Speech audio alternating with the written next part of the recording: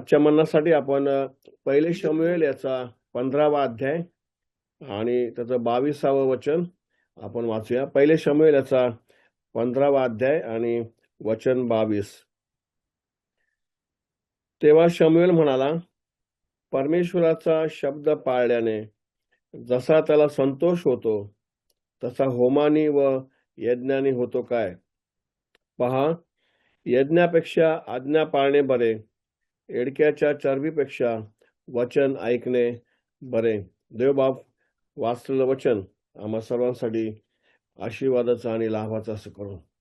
या ठिकाणी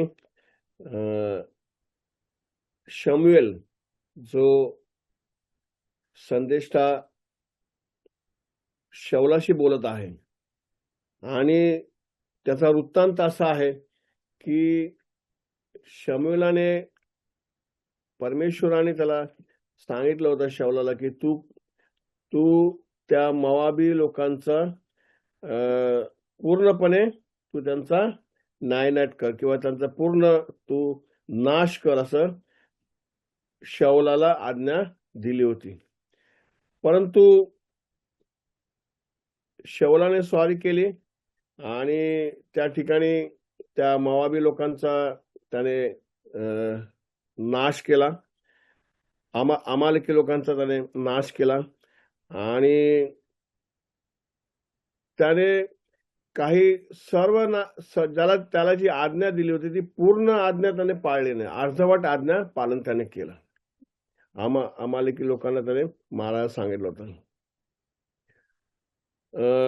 इथे आम्हाला एक धडा आम्हाला शिकायला मिळतो की परमेश्वराचं आज्ञापालन हे पूर्ण आज्ञापालन करायचं, अर्धवट आज्ञापालन नाही करायचं. अर्धवट आज्ञापालनाचे बरेचसे दुष्परिणाम आम्हाला आमच्या जीवनामध्ये भोगायला लागतात.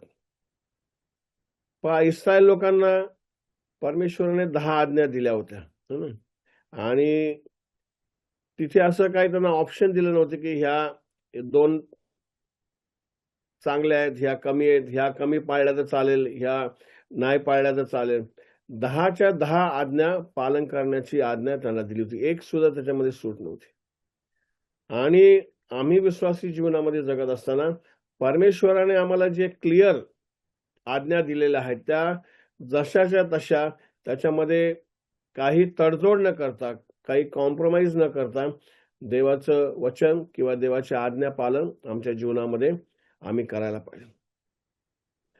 ह्या शाऊलाच्या बाबतीत आम्ही पाहतो की झालं काय की त्याने अर्धवट आज्ञा पालन केलं आणि त्याचा परिणाम काय झाला? त्याला त्याचं राज्य, त्याची गादी त्याला गमवावी लागली.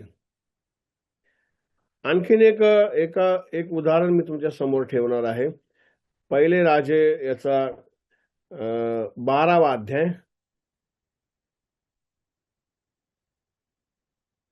आणि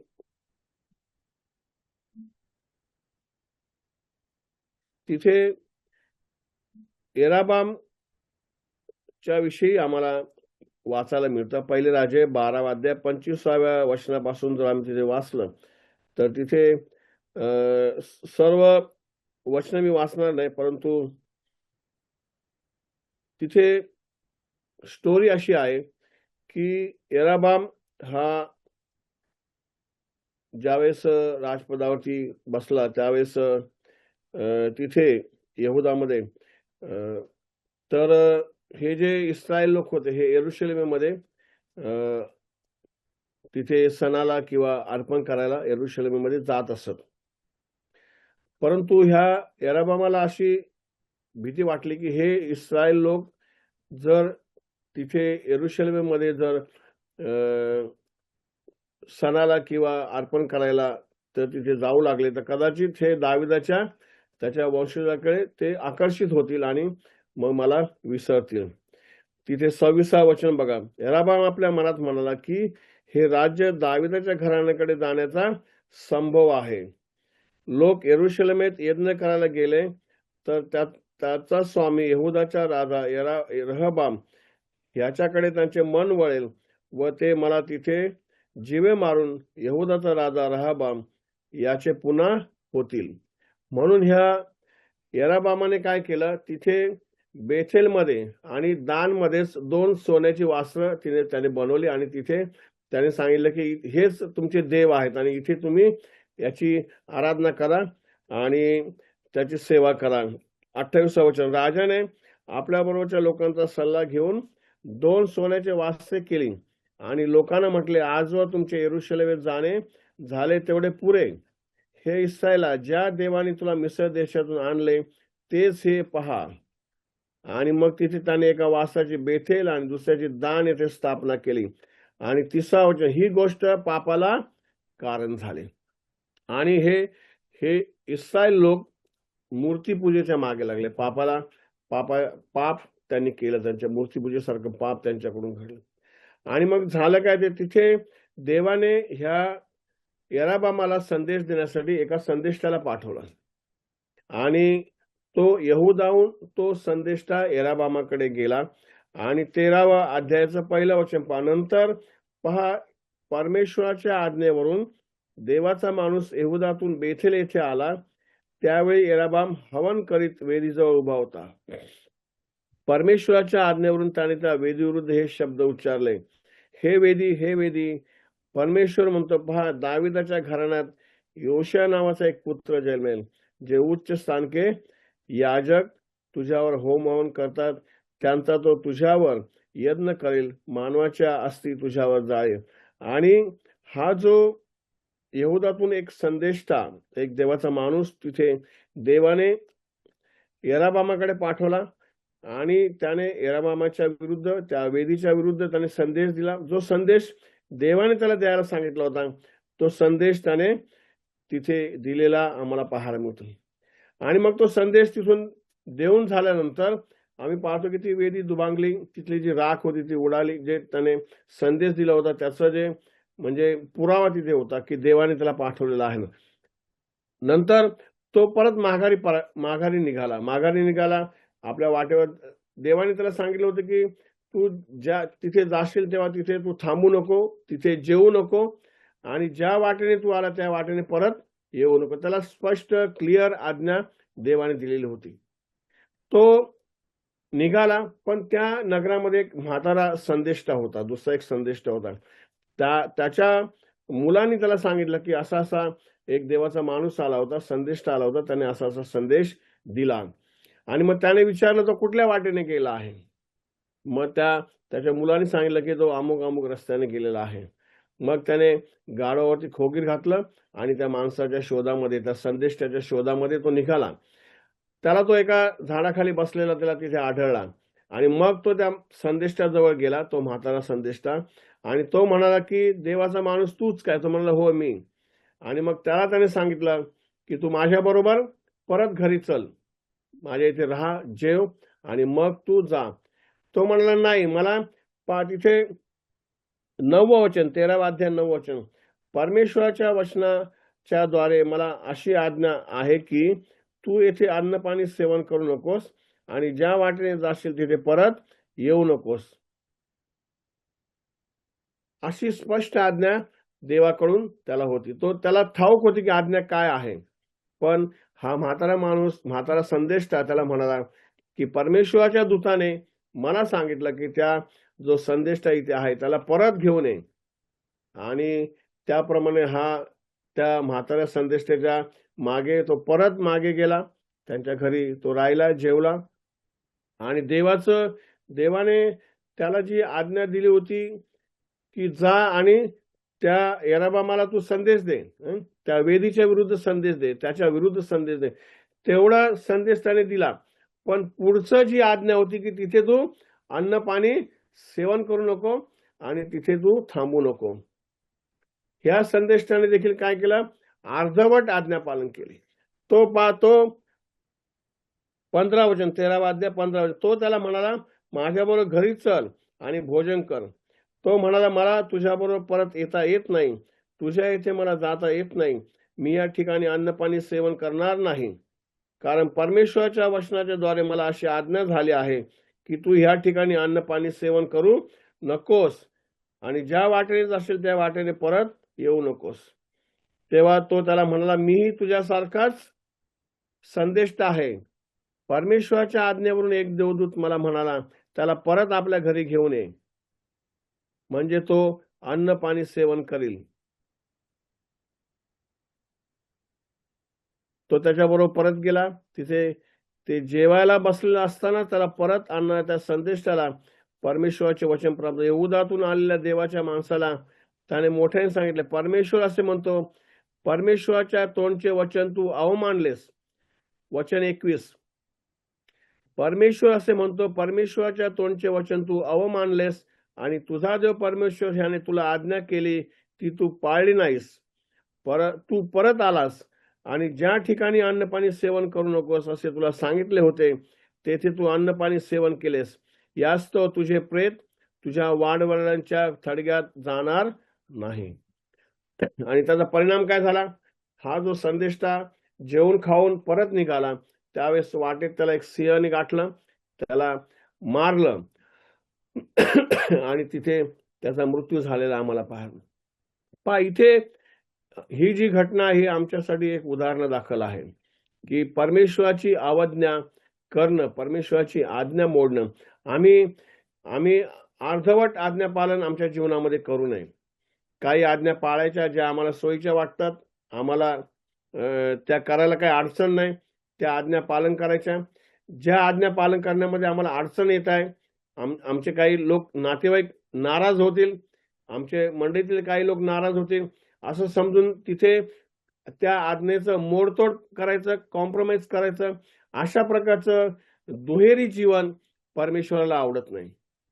याने या संदेशाचा त्याचा प्राण गेला, तर तो मृत्यू पावला.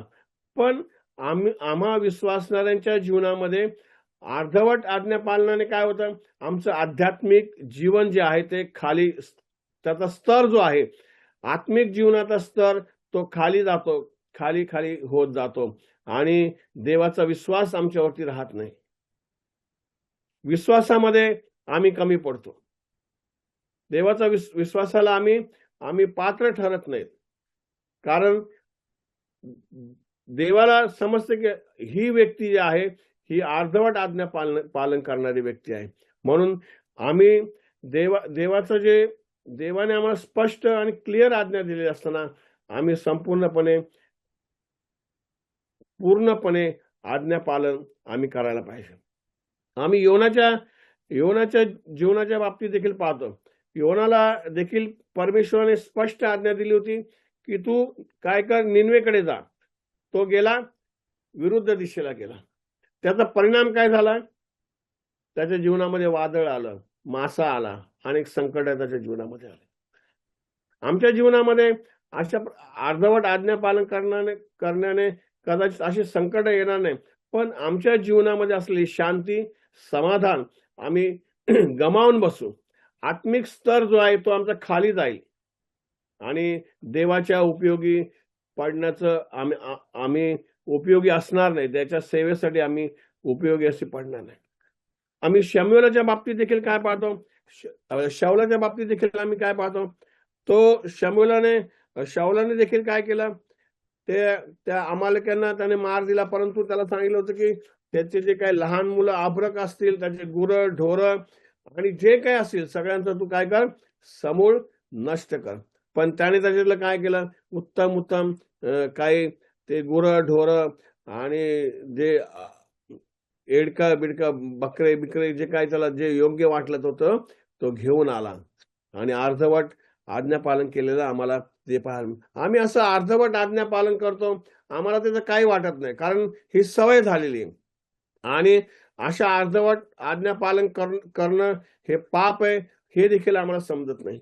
आणि अशा पाप करत असताना आम्ही प्रार्थना करतो, आराधना करतो आणि चर्चला जातो आणि सैतान आम्हाला त्या गोष्टीमध्ये सांगतो की तू सगळं काय करतोयस, चर्चला जातोयस, प्रार्थना करतोयस, बायबल वाचतोयस आणि जरा कुठे अर्धवट आज्ञा पालन केल्याने काही फरक पडत नाही. आणि ह्या गोष्टी आम्ही विसरून जातो की हे पाप आहे आम्हाला सैतान भुलवतो, फसवतो. अर्धवट आज्ञा पालन. कारण सैतानाला ते आवडत नाही की आम्ही पूर्णपणे देवाचं आज्ञा पालन करावं. सैतानाला हे चालतं. तुम्ही आराधनेला जा चालतं, त्याला प्रार्थना करायला जा चालतं, चर्चला जा सगळं चालतं. पण आम्ही देवाचं आज्ञा पालन करतो हे त्याला आवडत नाही. म्हणून देवाला पूर्ण आज्ञापालन पाहिजे. पूर्ण